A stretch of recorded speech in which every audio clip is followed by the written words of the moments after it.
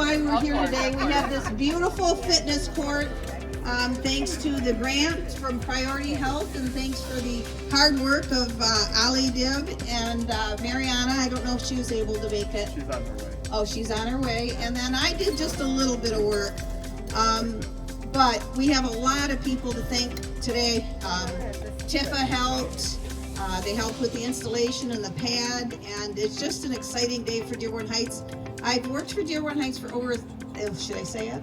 20 years. 20 years. Over 36 years. 36 years. And I think this is the first big addition that we've had since I've been here with this grant and this court, and so it's really exciting and really happy about it. So I know everybody's at their work day, so we are going to get started. We have a lot of special people here today, but I'm going to start with our mayor.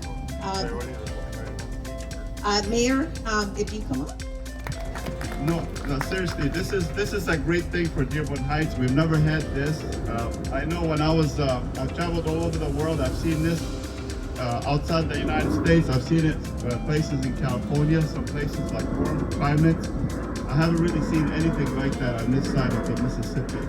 So this is amazing. You know, I'm really looking forward to putting another location. I know we had two separate locations. We're going to put one here, one on the other side of town. But because of funding, we couldn't really do the other location. But hopefully next year, we'll get some funding, and with your help, we can get another location on the other side.